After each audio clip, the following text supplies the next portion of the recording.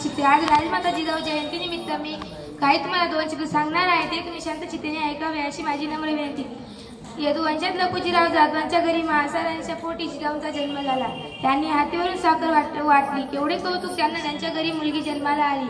आजच्या काळात कोणत्या माता मुलीचे स्वागत खुल्या मनाने करतात?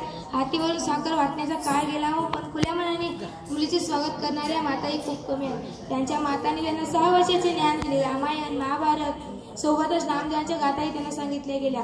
एक सरदार होता, त्याने स्वराज्य साकारण्यासाठी बलिदान दिले। त्यांच्या पत्नीला सती जाण्यासाठी भाग पाडणाऱ्या लोकांच्या विरुद्ध जाणारे जिजाऊ शिवबासारखा वाघ त्यांच्या पोटी जन्माला आला। त्या जिजाऊ शिवबांना धर्म शिकवताना समाजाचे कल्याण आधी शिकवणाऱ्या जिजाऊ म्हणूनच आज स्वाभिमानाने म्हणावंसं वाटतं। एक विचार स्वराज्याचा अन पेटल्या लाखो मशाली, एक विचार स्वराज्याचा अन पेटल्या लाखो मशाली। अवघा महाराष्ट्राची ऊर्जा म्हणजे शिवबांची माऊली, अवघा महाराष्ट्राची ऊर्जा म्हणजे शिवबांची माऊली।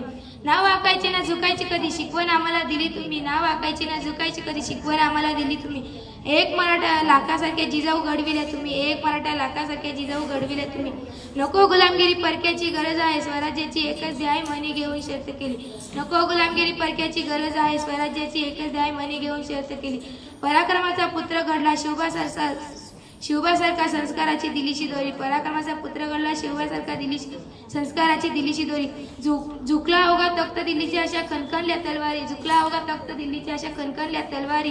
जागवली मराठी अस्मिता भगवा आसमंती पडकवला, जागवली मराठी अस्मिता भगवा आसमंती पडकवला।